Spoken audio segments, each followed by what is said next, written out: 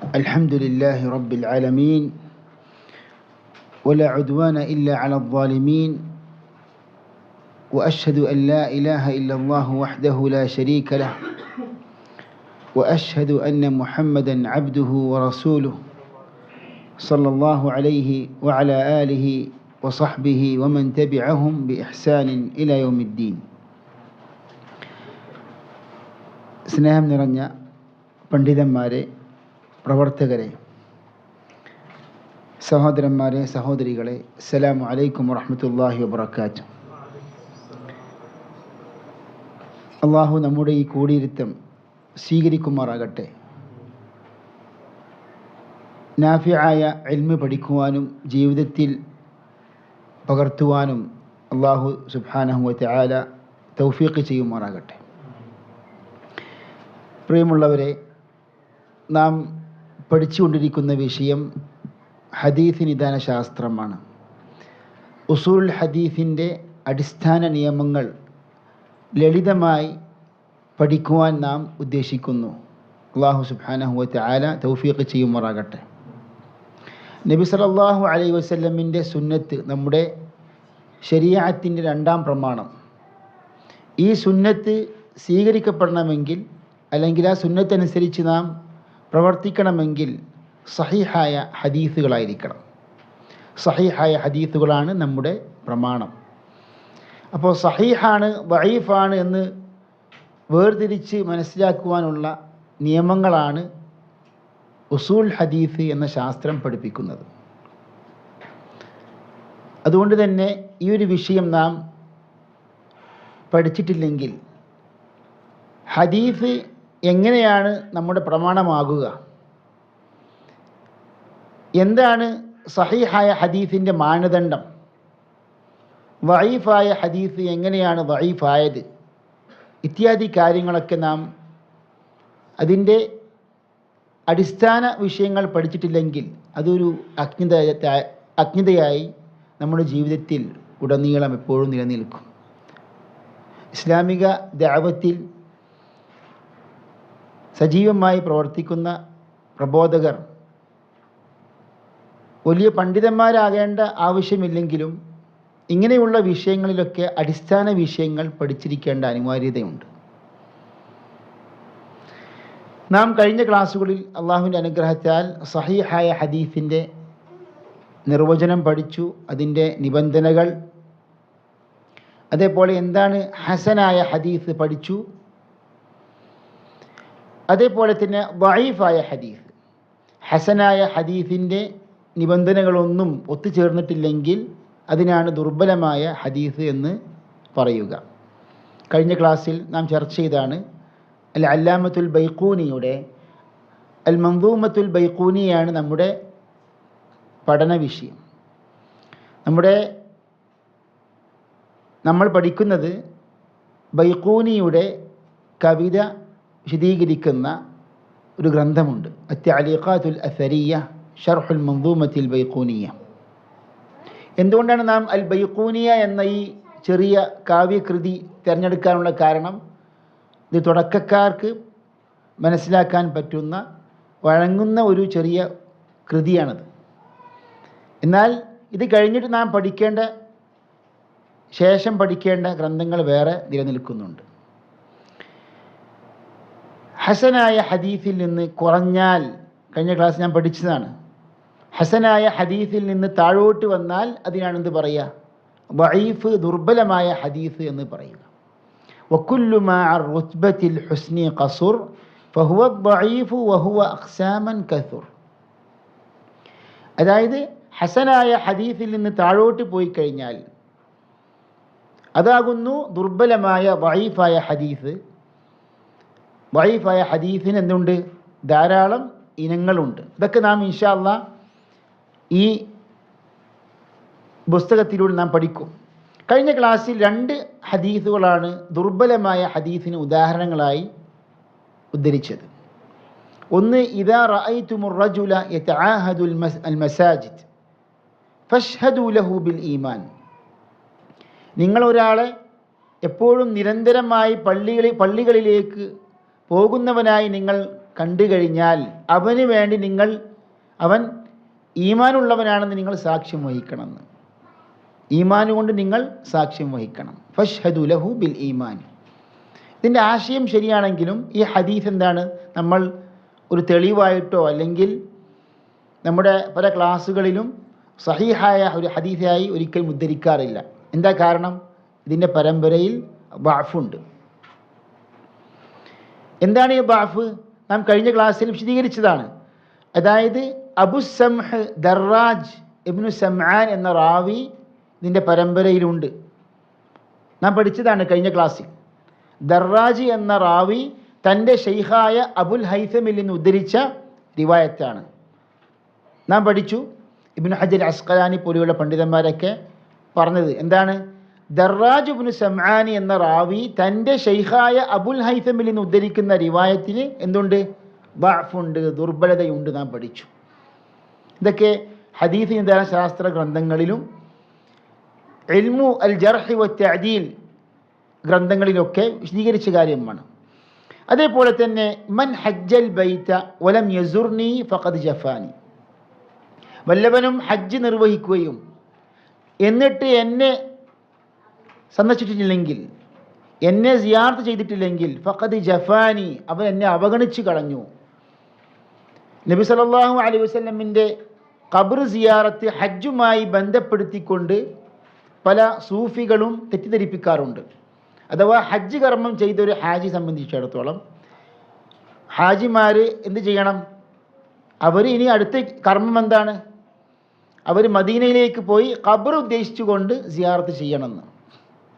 മദീനയിലേക്കുള്ള പോക്കിൻ്റെ പ്രധാന ലക്ഷ്യം വെക്കുന്നത് എന്താണ്?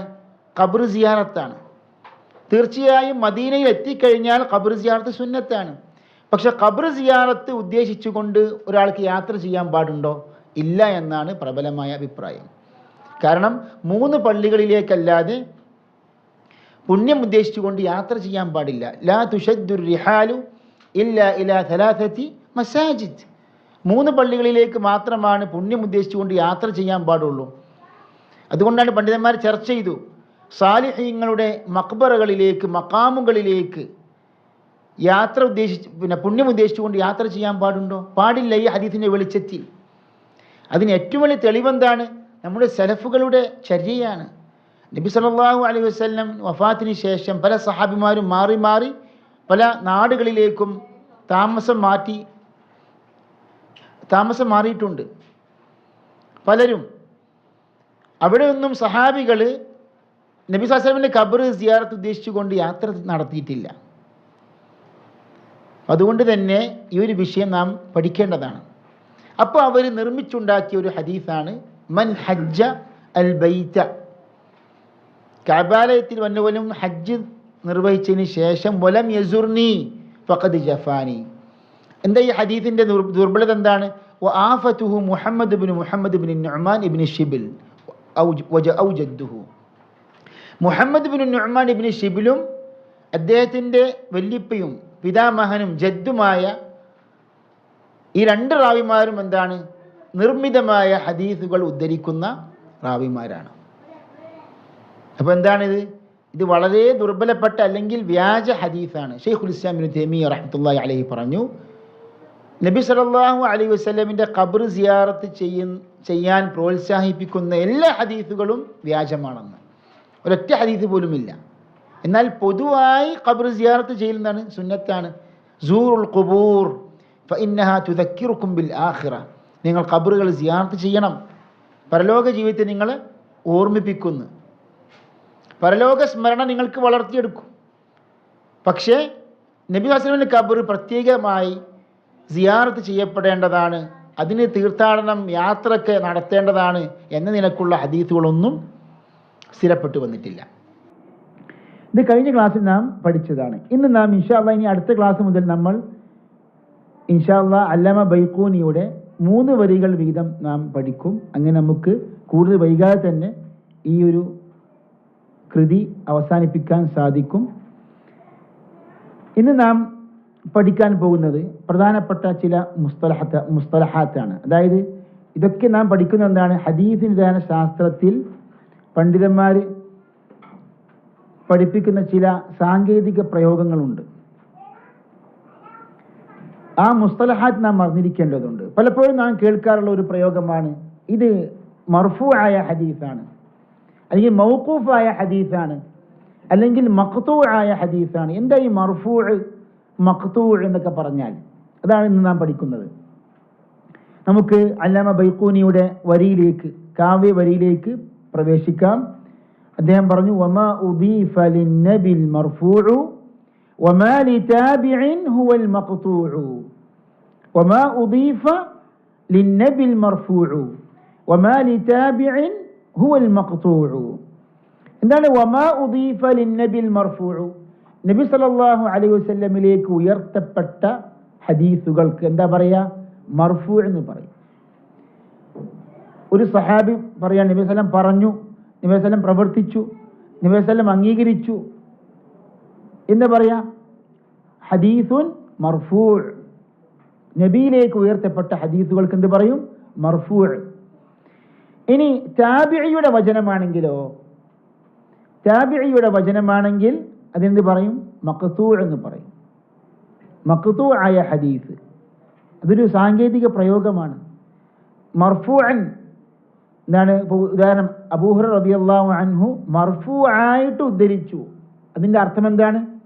നബി സല്ലല്ലാഹു അലൈഹി വസല്ലമയിലേക്ക് ഉയർത്തിക്കൊണ്ട് ആ ഒരു ഹദീസ്, ആ ഒരു വചനം, ആ ഒരു പ്രവർത്തി നബിയിലേക്ക് ഉയർത്തിക്കൊണ്ട് ഉദ്ധരിച്ചു എന്ന് നാം ഇൻഷാ അല്ലാഹ് അടുത്ത ക്ലാസ്സുകളിൽ പഠിക്കും. എന്താണ് സഹാബിയുടെ വചനത്തിൽ എന്ന് പറയാ? വമാ അദഫ്തഹു ഇലൽ അസ്ഹാബി മിൻ ഖൗലിൻ വഫിഅലിൻ ഫഹുവ മൗഖൂഫുൻ സുകിൻ പഠിക്കും ഇൻഷാ അല്ലാഹ്. അതായത് സഹാബികളിലേക്ക് ഉയർത്തപ്പെട്ട വചനമാകട്ടെ, പ്രവൃത്തിയാകട്ടെ, അതിനെന്താ പറയാ? മൗഖൂഫ്. ഇതൊക്കെ നാം പഠിക്കും ഇൻഷാ അല്ലാഹ്. ഇന്ന് നാം പഠിക്കുന്നത് എന്താണ്? രണ്ട് പദങ്ങളാണ്, പദപ്രയോഗങ്ങളാണ്. ഒന്ന് മർഫൂഅ്, രണ്ട് മഖ്തൂഅ്. ഇനി നമുക്ക് ഉദാഹരണങ്ങൾ സഹിതം പഠിക്കാം. എന്താണ് ഷെയ്ഖ് അലി ഹസൻ അൽ ഹലബി റഹിമഹുല്ലാഹ് പറഞ്ഞത്? അൽ മർഫൂഉ മാ ഉദീഫ ലിന്നബി സല്ലല്ലാഹു അലൈഹി വസല്ലം മിൻ ഖൗലിൻ ഔ ഫിഅലിൻ ഔ തഖ്രീർ വഹുവ സുകൂതുൻ അൻ ഫിഅലിൻ ഹദഥ അമാമഹു ഔ സിഫത്തിൻ ഖൽഖിയ്യത്തിൻ ഔ ഖുലുഖിയ്യ. എന്താണ് ഈ മർഫൂ എന്ന് പറഞ്ഞാൽ? നബിയിലേക്ക് ചേർക്കപ്പെട്ടത്. മർഫൂ ആയ ഹദീസിന്റെ അർത്ഥം എന്താണ്? മാ ഉദീഫ ലിന്നബി സല്ലല്ലാഹു അലൈഹി വസല്ലം, നബിയിലേക്ക് ചേർക്കപ്പെട്ട വചനം, മിൻ ഖൗലിൻ ഔ ഫിഅലിൻ അല്ലെങ്കിൽ പ്രവൃത്തി, ഔ തഖ്രീരിൻ അല്ലെങ്കിൽ അംഗീകാരം. നബി സല്ലല്ലാഹു അലൈഹി വസല്ലം ഒരു കാര്യം അംഗീകരിച്ചു, ഇത് ഹദീസാണോ? ഹദീസല്ലേ? ഹദീസാണ്. ഈ ഹദീസ് എന്ന് പറഞ്ഞ ചില ആൾക്കാരുടെ ധാരണ എന്താണ്? നബിയുടെ പ്രവാചക വചനത്തിന് മാത്രമാണ് ഹദീസ് എന്ന് പറയുക.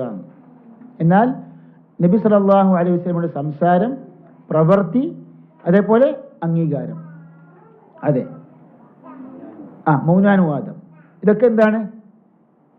ഇതൊക്കെ ഹദീസാണ്. അതേപോലെ തന്നെ ഔ സിഫത്തിൻ ഖൽഖിയ്യത്തിൻ ഔ ഖുലുഖിയ്യ, അല്ലെങ്കിൽ നബിയുടെ സ്വഭാവ ഗുണങ്ങൾ, ആ ഗുണങ്ങൾ നബിയുടെ ശരീരവുമായി ബന്ധപ്പെട്ട വിവരണങ്ങളാകട്ടെ, നബിയുടെ സ്വഭാവത്തെ വിശേഷിപ്പിച്ചുകൊണ്ടുള്ള ഹദീസുകളാകട്ടെ, ഇതൊക്കെ എന്താണ്? ഹദീസിൽ ഉൾപ്പെടുന്നു. മാ ഉദീഫ ലിന്നബി സല്ലല്ലാഹു അലൈഹി വസല്ലം മിൻ ഖൗലിൻ ഔ ഫിഅലിൻ ഔ തഖ്രീർ വഹുവ സുകൂതുൻ അൻ ഫിഅലിൻ ഹദഥ അമാം, നബിയുടെ മുന്നിൽ വെച്ച് ഒരു കാര്യം സംഭവിച്ചു, നബി അതുമായി ബന്ധപ്പെട്ട് മൗനം പാലിച്ചു, മൗനാനുവാദം നൽകി. അതാണ് എന്താണ്? തഖ്രീർ എന്ന് പറഞ്ഞാൽ. ഉദാഹരണത്തിലേക്ക് പ്രവേശിക്കാം. ഒന്നാമത്തെ ഉദാഹരണം എന്താണ്? അൽ മർഫൂഉൽ ഖൗലി, ഖൗലിയായ മർഫൂആയ ഹദീസിന്റെ ഉദാഹരണം എന്താണ്? അൻ യഖൂല റാവി, ശ്രദ്ധിക്കണം, റാവി പറയുക, ഖാല റസൂലുള്ളാഹി സ്വല്ലല്ലാഹു അലൈഹി വസല്ലം കദ, ഇപ്രകാരം റസൂലുള്ളാഹി സ്വല്ലല്ലാഹു അലൈഹി വസല്ലം പറഞ്ഞിരിക്കുന്നു എന്ന് നബി പറഞ്ഞാൽ എന്താണത്? മർഫൂആയ ഹദീസാണ്, നബിയുടെ വചനമാണ്. ഉദാഹരണം എന്താണ്? നമുക്ക് എല്ലാവർക്കും അറിയാവുന്ന ഹദീസാണല്ലോ, ഇന്നമൽ അഅ്മാലു ബിന്നിയാത്ത്. അതെന്താണ്? മർഫൂഉൻ ഖൗലിയാണ്, നബിയുടെ വചനമാകുന്നു, അത് ഫിഅലല്ല. ഇന്നമൽ അഅ്മാലു ബിന്നിയാത്ത്. നിരവധി ഹദീസുകൾ. അത്തുഹൂറു ശത്രുൽ ഈമാൻ, ശുദ്ധി ഈമാനിന്റെ പകുതിയാണെന്ന്. നിരവധി ഹദീസ്. അതേപോലെ അൽ മർഫൂഉൽ ഫിഅലി, നബി സല്ലല്ലാഹു അലൈഹി വസല്ലമിന്റെ മർഫൂആയ ഫിഅലായ ഹദീസുകൾ. അതായത് നബി സല്ലല്ലാഹു അലൈഹി വസല്ലം പ്രവർത്തിച്ചു, ഇപ്രകാരം പ്രവർത്തിച്ചിട്ടുണ്ട് എന്നൊരു സഹാബി പറഞ്ഞു കഴിഞ്ഞാൽ അതെന്താ പറയുക? മർഫൂഉൻ ഫിഅലിയാണത്.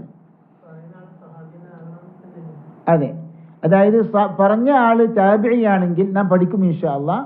അത് ഞാൻ പറയാം മുർസൽ എന്ന് പറയാം. മുർസലായ ഹദീസ് സ്വീകരിക്കാൻ പറ്റുമോ? പറ്റില്ല എന്നാണ് ബഹുഭൂരിപക്ഷം മുഹദ്ദിസീങ്ങളുടെയും നിലപാട്.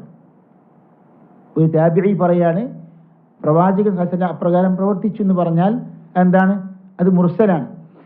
അപ്പോൾ അൽ മർഫൂഉൽ ഫിഅലി അൻ യഖൂല റാവി, സഹാബിയായ റാവി പറയണം റഅയ്തു റസൂലല്ലാഹി സ്വല്ലല്ലാഹു അലൈഹി വസല്ലം യഫ്അലു കദ. ഉദാഹരണം, അബ്ദുല്ലാഹി ബിൻ മുഗഫൽ റളിയല്ലാഹു അൻഹു ഒരു സഹാബിയാണ്. അദ്ദേഹം പറഞ്ഞു റഅയ്തു റസൂലല്ലാഹി സ്വല്ലല്ലാഹു അലൈഹി വസല്ലം യൗമ ഫത്ഹി മക്ക വഹുവ യഖറഉ അലാ റാഹിലതിഹി സൂറത്തുൽ ഫത്ഹ്. അബ്ദുല്ലാഹി ബിൻ മുഗഫൽ റളിയല്ലാഹു അൻഹു സഹാബി പറയാണ്, നബി സല്ലല്ലാഹു അലൈഹി വസല്ലം ഞാൻ കണ്ടു മക്ക വിജയ ദിവസം, ഫത്ഹു മക്ക ദിവസം സൂറത്തുൽ ഫത്ഹ് വാഹനപ്പുറത്തിന്മേലെ പാരായണം ചെയ്യുന്നതായി ഞാൻ കണ്ടു എന്ന്. എന്താണ് കണ്ടത്? നബി സല്ലല്ലാഹു അലൈഹി വസല്ലമിന്റെ ഒരു ഫിഅലാണ് കണ്ടത്. എന്താണ് ആ ഫിഅല്? ഖുർആൻ പാരായണം. വാഹനപ്പുറത്ത് നബി സല്ലല്ലാഹു അലൈഹി വസല്ലം സൂറത്തുൽ ഫത്ഹ് പാരായണം ചെയ്തു എന്ന്. എന്താണ് ഇത്? മർഫൂഉൻ ഫിഅലിയാണ്. ഇത് സഹീഹുൽ ബുഖാരിയിലെ ഹദീസാണ്, ഉദാഹരണമായിട്ട് പറഞ്ഞതാണ്. അതേപോലെ അൽ മർഫൂഉ തഖ്രീരി, മൗനാനുവാദം. നബി സല്ലല്ലാഹു അലൈഹി വസല്ലം ഒരു കാര്യം നബിയുടെ സാന്നിധ്യത്തിൽ സംഭവിച്ചു, നബി സല്ലല്ലാഹു അലൈഹി വസല്ലം അതിനെ അംഗീകരിച്ചു. ഇതിനാണ് തഖ്രീർ എന്ന് പറയുക. ഈ തഖ്രീർ എന്താണ്? ഹദീസാകുന്നു. അപ്പോൾ കേവലം വചനങ്ങളും പ്രവൃത്തികളും മാത്രമല്ല ഹദീസ്. നബി സല്ലല്ലാഹു അലൈഹി വസല്ലമിന്റെ തഖ്രീറാത്ത്, നബിയുടെ സ്വഭാവ ഗുണങ്ങൾ, നബിയെ പറ്റി സഹാബികൾ പറയുന്ന സ്വഭാവ ഗുണങ്ങളൊക്കെ എന്തിൽപ്പെട്ടു? ഹദീസുകളിൽപ്പെട്ടു. ഉദാഹരണം, നബി സല്ലല്ലാഹു അലൈഹി വസല്ലം ഒരിക്കൽ ഖാലിദ് വലീദ് റളിയല്ലാഹു അൻഹു വേവിച്ച് അല്ലെങ്കിൽ ചുട്ട ഉടുമ്പിറച്ചി മാംസം നൽകി നബിക്ക് ഭക്ഷിക്കുവാൻ കഴിക്കുവാൻ വേണ്ടി. നബി സല്ലല്ലാഹു അലൈഹി വസല്ലം അത് കഴിക്കാൻ പോവുകയായിരുന്നു. അപ്പോൾ പറയപ്പെട്ടു ഇത് ഉടുമ്പിറച്ചിയാണെന്ന്, ഉടുമ്പിന്റെ മാംസമാണെന്ന് പറഞ്ഞു. നബി സല്ലല്ലാഹു അലൈഹി വസല്ലം അത് ഉപേക്ഷിച്ചു. ഇത് കണ്ട ഖാലിദ് റളിയല്ലാഹു അൻഹു ചോദിച്ചു, അഹുവ ഹറാമുൻ യാ റസൂലല്ലാഹ്, ഇത് ഹറാമാണ് റസൂലേ. സഹീഹ് ബുഖാരിയിലെ ഹദീസാണ്. അഹുവ ഹറാമുൻ യാ റസൂലല്ലാഹ്. എന്താ പറഞ്ഞത്? നബി സല്ലല്ലാഹു അലൈഹി വസല്ലം ലാ, ഇത് ഹറാമല്ല. വലാകിൻ ലം യകുൻ ബി അർദി ഖൗമി ഫഅജിദുനി ആഫു. അതായത് എൻ്റെ നാട്ടിൽ ഭക്ഷിക്കാത്ത ഒരു മാംസമാണിത്, അതുകൊണ്ട് എനിക്കത് ഇഷ്ടമില്ല. നബി സല്ലല്ലാഹു അലൈഹി വസല്ലമിന് അത് താല്പര്യമില്ല കഴിക്കാൻ. നബിയുടെ നാട്ടിൽ ഭക്ഷിക്കുന്ന മാംസമല്ല അത്. ഖാലിദ് റളിയല്ലാഹു അൻഹു അത് സ്വീകരിക്കുകയും അത് കഴിക്കുകയും ചെയ്തു. ഇവിടെ നബി സല്ലല്ലാഹു അലൈഹി വസല്ലം ആരെ എതിർത്തില്ല? ഖാലിദ് റളിയല്ലാഹു അൻഹുവിനെ എതിർത്തില്ല. അപ്പോൾ ഉടുമ്പ് മാംസം ഇസ്ലാമിൽ ഹറാമാണോ? ഹറാമല്ല എന്ന് ഖൗലിയായ എന്തുണ്ട്? മർഫൂആയ ഹദീസുണ്ട്. ഇനി കറാഹത്താണോ? അതുമല്ല. കാരണം നബി സല്ലല്ലാഹു അലൈഹി വസല്ലം ഖാലിദ് റളിയല്ലാഹു അൻഹു ഭക്ഷിക്കുന്നതായി കാണുകയും അവിടെ യാതൊരു എതിർപ്പ് പ്രകടിപ്പിക്കുകയും ചെയ്തിട്ടില്ല. അപ്പോൾ ഇതിനാണ് എന്ത് പറയുക? തഖ്രീർ. നബി സല്ലല്ലാഹു അലൈഹി വസല്ലം അത് അംഗീകരിച്ചു. നബി സല്ലല്ലാഹു അലൈഹി വസല്ലം അവിടെ ശരിക്ക് ആ ഉടുമ്പ് മാംസം കഴിക്കാതിരിക്കലാണ് നല്ലത് എന്ന് പറഞ്ഞില്ല. ഹറാമല്ല എന്നതിനെന്തുണ്ട്? ശരിക്ക് നസ്സായ ഹദീസുണ്ട്. കറാഹത്തുമല്ല എന്ന് ഇതിൽ നിന്ന് മനസ്സിലാക്കാം. അങ്ങനെ നിരവധി ഉദാഹരണങ്ങൾ നമുക്ക് പറയാൻ സാധിക്കും. അതേപോലെ അൽ മർഫൂഉൽ വസ്ഫി. എന്താ വസ്ഫി എന്ന് പറഞ്ഞാൽ? നബി സല്ലല്ലാഹു അലൈഹി വസല്ലം സംബന്ധിച്ച് പറയപ്പെടുന്ന വസ്ഫ്, നബിയെ വിശേഷിപ്പിച്ചുകൊണ്ട് സഹാബികൾ പറയുന്ന വിവരണങ്ങൾ, അതിനാണെന്ന് പറയുക വസ്ഫ് എന്ന് പറയുക. നബിയുടെ സ്വഭാവ ഗുണങ്ങൾ, നബിയുടെ ശരീരപ്രകൃതി, ഇതൊക്കെ എന്താണ്?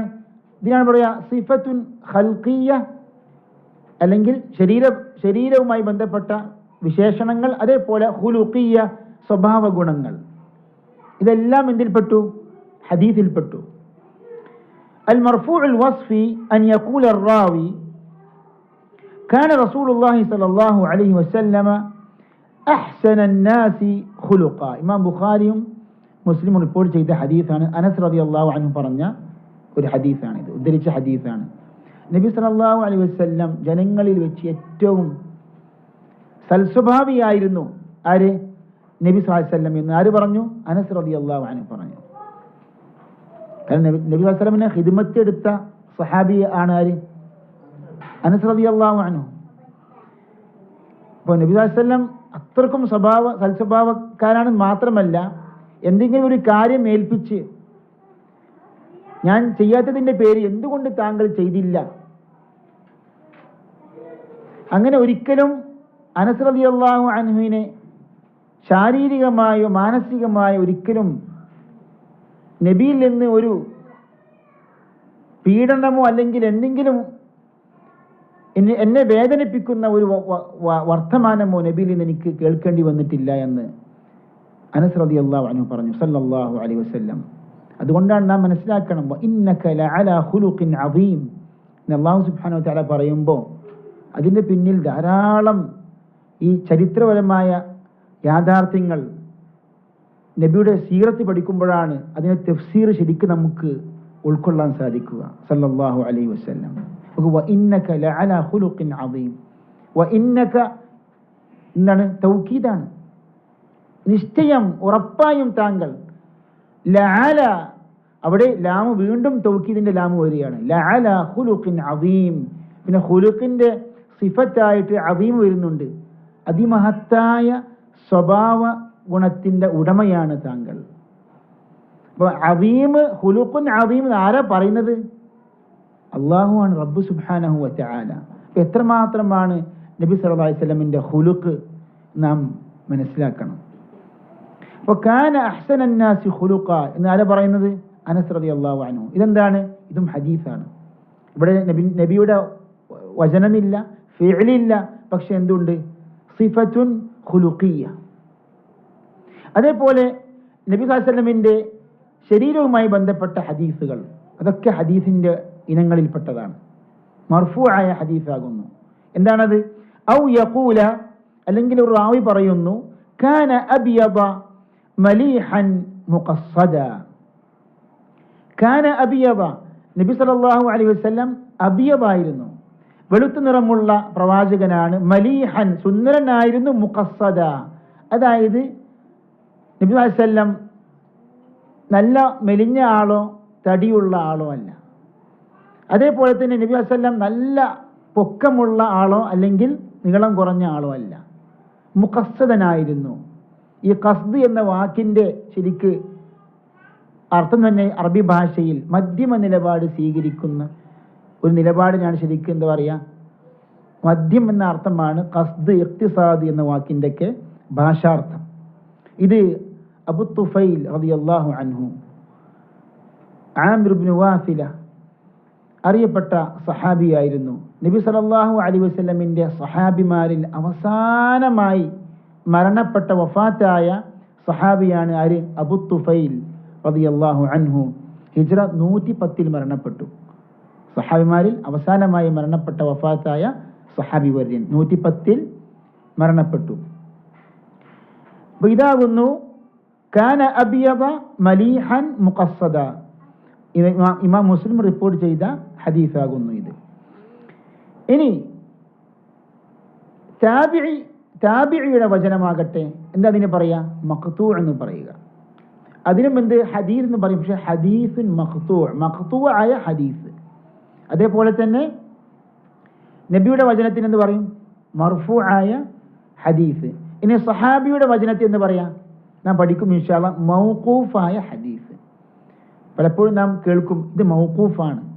എന്താണ്? ഇത് മർഫൂ ആയിട്ടും ഉദ്ധരിക്കപ്പെട്ടു, മൗഖൂഫായിട്ടും ഉദ്ധരിക്കപ്പെട്ടു. പക്ഷെ കൂടുതൽ ശരി മൗഖൂഫാണ്, അത് ശ്രദ്ധിക്കണം. അതായത് ചില ഹദീസുകൾ സംബന്ധിച്ച് കൂടുതൽ പഠനം നടത്തിയ പണ്ഡിതന്മാർ അത് മർഫൂ ആണോ മൗഖൂഫാണോ എന്ന് ചർച്ച ചെയ്യും. അപ്പം എന്താണ് ആ ചർച്ചയുടെ റിസൾട്ട് എന്താണ്?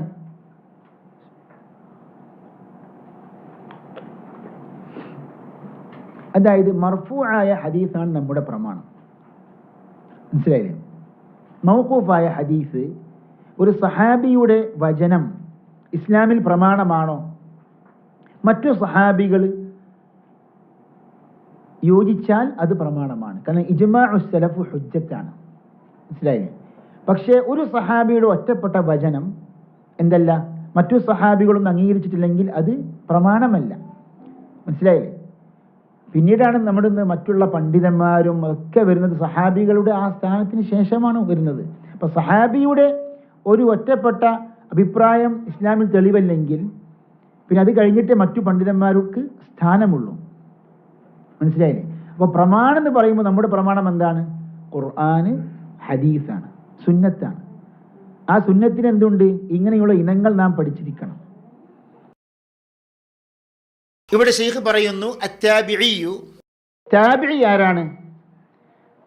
ഹുവ മൻ ലഖിയ സഹാബിയൻ വകാന മുഅ്മിനൻ ബിന്നബി സല്ലല്ലാഹു അലൈഹി വസല്ലമ ദൂന അൻ യറാഹു വമാത അലൽ ഇസ്ലാം. അതായത് ഒരു സഹാബിയെ കണ്ടുമുട്ടി, ഒരു സഹാബിയെ കണ്ടുമുട്ടിയ വ്യക്തിക്ക് എന്ത് പറയും? താബിഈ. വകാന മുഅ്മിനൻ ബിന്നബി സല്ലല്ലാഹു അലൈഹി വസല്ലം, നബിയിൽ വിശ്വസിക്കുന്ന മുഅ്മിനായ വിശ്വാസിയായ ആളായിരിക്കണം. അല്ലെങ്കിൽ ഏതെങ്കിലും ഒരു ദിമ്മിയായ ഒരു ഉദാഹരണം, അഹ്ലു കിതാബിൽപ്പെട്ട ഒരാൾ ഒരു സഹാബിയെ കണ്ടു, അയാളെക്കുറിച്ച് എന്ത് പറയാൻ പറ്റൂല? താബിഈ എന്ന് പറയാൻ പറ്റില്ല. മുഅ്മിനായിരിക്കണം. മുഅ്മിനായ ഒരു മനുഷ്യൻ സഹാബിയെ കണ്ടോ, അയാൾ എന്താണ്? അയാൾ താബിഈയാണ്. ദൂന അൻ യറാഹു, നബിയെ കണ്ടിട്ടുമില്ല. ഇപ്പം നബിയെ കണ്ടാലോ സഹാബിയായി. നാം കഴിഞ്ഞ ക്ലാസ്സിൽ പഠിച്ചതാണ് സഹാബിയുടെ നിർവചനം. വമാത അലൽ ഇസ്ലാം, ഇസ്ലാമിൽ മരണപ്പെടുകയും ചെയ്ത ആളായിരിക്കണം. ഇതാണ് താബിഈയുടെ നിർവചനം. നാം കഴിഞ്ഞ ക്ലാസ്സിൽ പറഞ്ഞു, നാം ഇതിൻ്റെ മേലെ ഭാഗത്തുള്ള മേൽവരി വായിക്കുമ്പോൾ അതോടൊപ്പം തന്നെ ഫുട് നോട്ട്സും നമുക്ക് പ്രധാനമാണെന്ന് പറഞ്ഞു. കാരണം കിതാബുകളൊക്കെ റെഫറൻസ് ആയിട്ട് കിടക്കുന്നത് എന്താണ്? എവിടെയാണ്? ഫുട് നോട്ട്സിലാണ്. ഫുട് നോട്ട് നമ്മൾ ശരിക്കും ശ്രദ്ധിക്കണം എന്ന് പറഞ്ഞു അല്ലേ? അപ്പോൾ ഇവിടെ കണ്ടോ, ഇവിടെ നാം വായിച്ച ഭാഗത്തൊക്കെ എന്തൊക്കെയുള്ളത്? ഒന്ന്, ഒൻദുർ അത്തദ്രീബ്. എന്താണ് തദ്രീബ്? നോക്കുക. ഇതെന്തിനാണ് ഈ ഫുട് നോട്ട് കൊടുക്കുന്നത്, റെഫറൻസ് കൊടുക്കുന്നത് എന്തിനാണ്? ഇതിനെ പറയുക അൽ മസാദിർ വൽ മറാജി എന്ന് പറയുക. ഓരോ വിഷയത്തിൽ നമുക്ക് ആഴത്തിൽ വിശദമായി പഠിക്കണമെങ്കിൽ ഈ പറഞ്ഞ ഹദീസ് നിദാന ശാസ്ത്രത്തിലെ ആധികാരികമായ ഗ്രന്ഥങ്ങളാണ് ഇവിടെ പറയുന്നത്. തദ്രീബ് എന്ന് പറഞ്ഞാൽ ഇമാം സുയൂത്തിയുടെ തദ്രീബുർ റാവി ഫി ശർഹി തഖ്രീബിൻ നവാവി, ഇമാം നവവിയുടെ തഖ്രീബിൻ്റെ ഷർഹാണ് ഏത്? തദ്രീബുർ റാവി. മുഖദ്ദിമത്ത് ഇബ്നു സലാഹ്, ഇമാം ഇബ്നു സലാഹിൻ്റെ മുഖദ്ദിമ ഈ വിഷയത്തിൽ, ഏത് വിഷയത്തിൽ? ഹദീസ് നിദാന ശാസ്ത്രത്തിൽ, ഉലൂമുൽ ഹദീസിൽ വളരെ പഠനാർഹമായ ഒരു ഗ്രന്ഥമാണ് മുഖദ്ദിമത്ത് ഇബ്നു സലാഹ്. അതേപോലെ ഖവാഇദു തഹ്ദീസ്, സലഫി പണ്ഡിതനായ ഇമാം ജമാലുദ്ദീൻ അൽ ഖാസിമിയുടെ ഗ്രന്ഥമാണ് ഖവാഇദു അത്തഹ്ദീസ്. പിന്നെ അഞ്ചാം ഫുട് നോട്ട് നോക്കൂ നിങ്ങൾ. ഉൻദുർ മഅരിഫത്ത് ഉലൂമുൽ ഹദീസ് ലിൽ ഹാക്കിം അൻ-നൈസാബൂരി, മുസ്തദ്റക് എഴുതിയ ഇമാം ഹാക്കിമിൻ്റെ ഹദീസ് നിദാന ശാസ്ത്ര ഗ്രന്ഥമാകുന്നു മഅരിഫത്തു ഉലൂമുൽ ഹദീസ്. എന്താണ് വൽ ബാഇസ് എന്ന് പറഞ്ഞാൽ? കഴിഞ്ഞ ക്ലാസ്സിൽ നാം പഠിച്ചതാണ്. കഴിഞ്ഞ ക്ലാസ്സിലും അതിന് മുമ്പത്തെ ക്ലാസ്സിലൊക്കെ നാം വിശദീകരിച്ചതാണ്. അതെ, അഹ്സൻത്. ഇബ്നു കസീറിൻ്റെ അൽ ബാഇസുൽ ഹസീസ്, ഇബ്നു കസീറിൻ്റെ ഹദീസ് നിദാന ശാസ്ത്ര ഗ്രന്ഥമാണ് അൽ ബാഇസുൽ ഹസീസ്. പിന്നെ ഇവിടെ അത്താബിഈ എന്ന നിർവചനം കൂടുതൽ നമുക്ക് പഠിക്കണമെങ്കിൽ പറഞ്ഞ ഗ്രന്ഥങ്ങളാണിത്, റെഫറൻസുകളാണിത്. ഒന്ന് ഹാക്കിമിൻ്റെ മഅരിഫത്തു ഉലൂമുൽ ഹദീസും ഇബ്നു കസീറിൻ്റെ അൽ ബാഇസും സുയൂത്തിയുടെ തദ്രീബു അർ-റാവിയും. ഇതിങ്ങനെ ഓരോ ക്ലാസ്സിൽ ഇങ്ങനെ നമ്മൾ ആവർത്തിച്ച് കേൾക്കുകയും വേണം, നിങ്ങൾ സ്വയം പഠിക്കുകയും വേണം, എഴുതിയെടുക്കണതൊക്കെ. എങ്കിലാണ് നമുക്ക് എന്താണ് ഇങ്ങനെ എഴുതിയെടുത്ത് നല്ല അധ്വാനമുണ്ടെങ്കിലാണ് അടുത്ത സ്റ്റെപ്പിലേക്ക് നമുക്ക് നീങ്ങാൻ പറ്റൂ. ഇത് അടുത്ത സ്റ്റെപ്പ്. ഇബ്നു ഹജർ അസ്ഖലാനി നുഖ്ബ ഒക്കെ വായിച്ച് പഠിക്കണമെങ്കിൽ, ദർസായിട്ട് പഠിക്കണമെങ്കിൽ ഈ ഒരു വിഷയം നമ്മൾ ഇങ്ങനെ തന്നെ ഈ ഒരു പൂർണ്ണമായ ലെവലിൽ നമ്മൾ പോകണം. പിന്നെ താബിഈയുടെ വചനം എന്താ പറയുക? താബിഈ സംസാരിച്ചു, താബിഈ പ്രവർത്തിച്ചു, എന്താ പറയുക? ഹദീസുൻ മഖ്തൂഅ്. നോക്കൂ നിങ്ങൾ, അൽ മഖ്തൂഉ هو ما أضيف إلى التابعي أو من بعده من قول أو فعل. താബിഴിക്ക് ശേഷം വന്ന ആൾ ആരാണിത്? അത്ബാഉ താബിഈങ്ങളിൽപ്പെട്ട ആള്. അയാളൊരു കാര്യം സംസാരിച്ചു അല്ലെങ്കിൽ പ്രവർത്തിച്ചു, എന്ത് പറയും? മഖ്തൂഅ് എന്ന് പറയും. ഉൻദുർ അത്തഖീദ വൽ ഇദാഹ് ലിൽഹാഫിദ് അൽ ഇറാഖി. ഇബ്നു ഹജർ അസ്ഖലാനിയുടെ ഉസ്താദാണ് അൽ ഹാഫിദ് അൽ ഇറാഖി. അൽ ഹാഫിദ് അൽ ഇറാഖിയുടെ വളരെ പ്രസിദ്ധമായ ഗ്രന്ഥമാണ് അത്തഖീദ് വൽ ഇദാഹ്. ഇബ്നു സലാഹിന്റെ ഗ്രന്ഥം ഞാൻ പറഞ്ഞല്ലോ, ഇബ്നു സലാഹിന്റെ കിതാബിന്റെ ഷർഹാണ് അത്തഖീദു വൽ ഇദാഹ്. അതേപോലെ തദ്രീബ്, ഇമാം സുയൂത്തിയുടെ തദ്രീബുർ റാവി. അപ്പോൾ എന്താണ് മഖ്തൂആയ ഹദീസിന്റെ അർത്ഥം? എന്താണ്?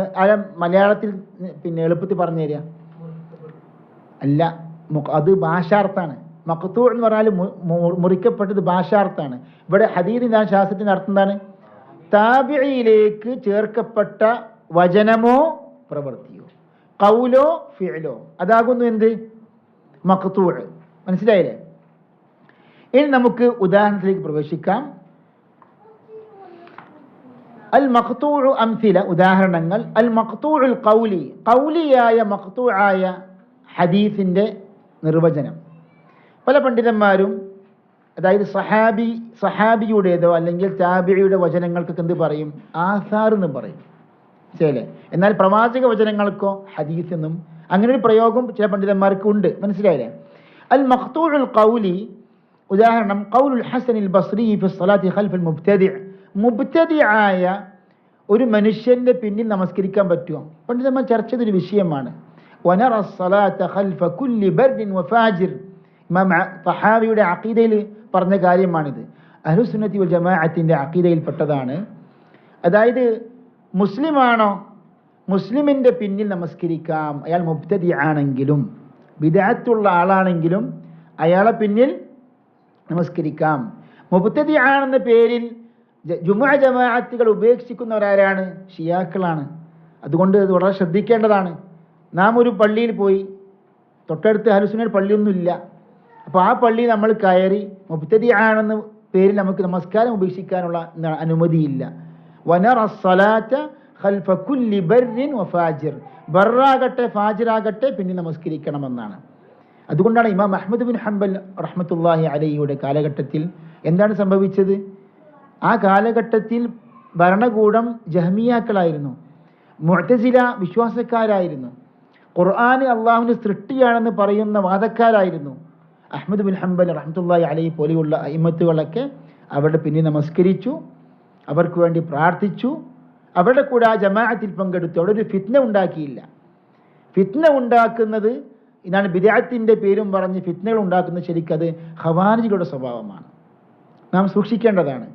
അതായത് ഒരു ജമാഅത്തായ ഒരു മുസ്ലിം ഭരണകൂടത്തിൻ്റെ കീഴിൽ നാം ശരിക്ക് അവിടെ അനുസരിച്ച് നാം ജീവിക്കണമെന്നാണ്.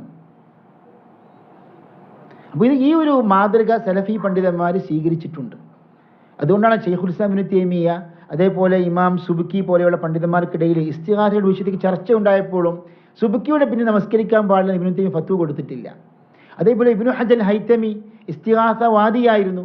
ഇബ്നു ഹജർ ഹൈതമിയുടെ പിന്നെ നമസ്കരിക്കാൻ പാടില്ല എന്ന് ഫത്വ കൊടുത്തിട്ടില്ല.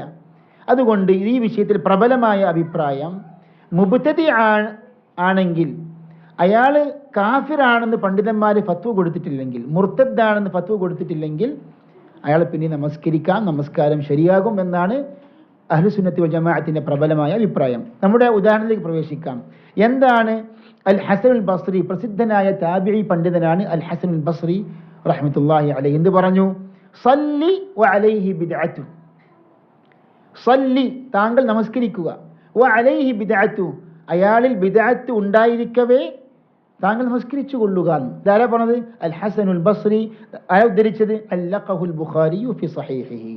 സഹീഹുൽ ബുഖാരിയിൽ ഇമാം ബുഖാരി മുഅല്ലഖായി ഉദ്ധരിച്ചു എന്ന്. മുഅല്ലഖ് എന്ന ഈ പ്രയോഗത്തിന് സൂചന നാം മുമ്പ് പറഞ്ഞിട്ടുണ്ട്.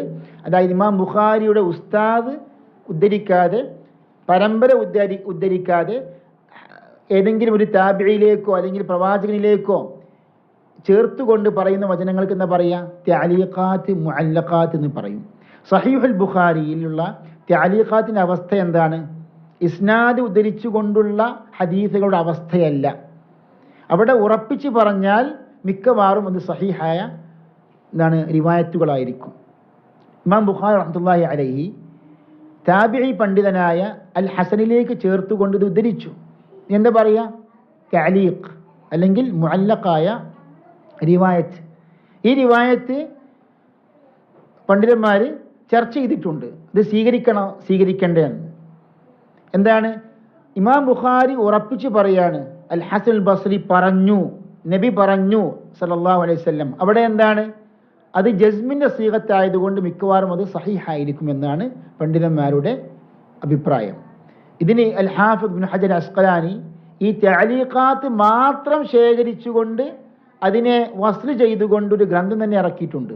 അതിനെ പറയാ തഗ്ലീഖു അത്തഅലീഖ്. തഗ്ലീഖു അത്തഅലീഖ്.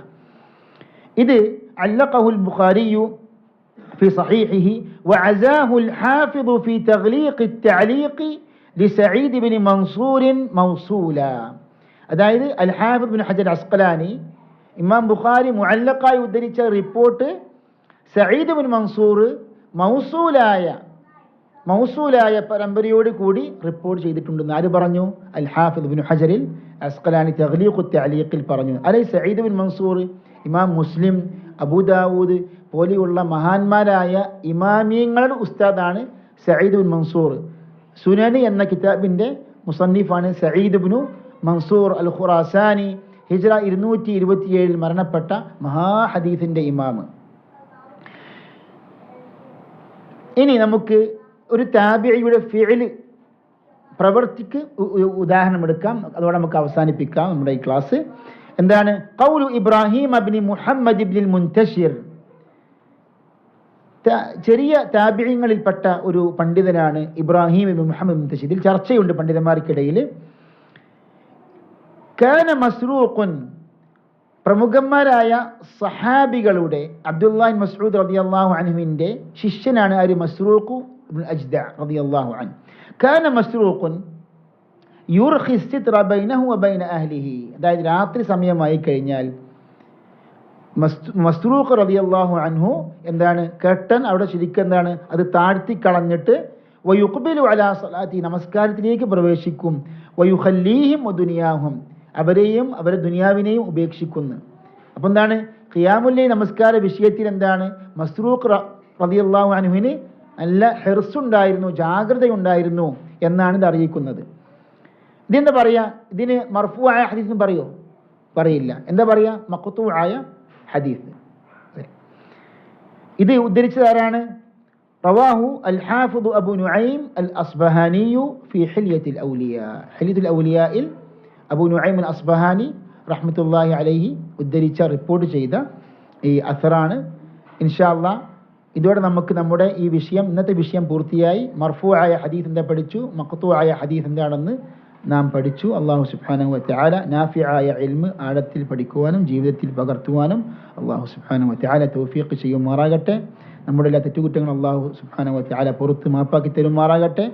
റബ്ബനാ ളലംനാ അൻഫുസനാ വഇൻ ലം തഗ്ഫിർ ലനാ വതർഹംനാ ലനകുന്ന മിനൽ ഖാസിരീൻ. വസല്ലല്ലാഹു വസല്ലം അലാ നബിയിനാ വറസൂലിനാ മുഹമ്മദ് വഅലാ ആലിഹി വസഹ്ബിഹി അജ്മഈൻ. വസ്സലാമു അലൈക്കും വറഹ്മത്തുള്ളാഹി വബറകാതുഹു.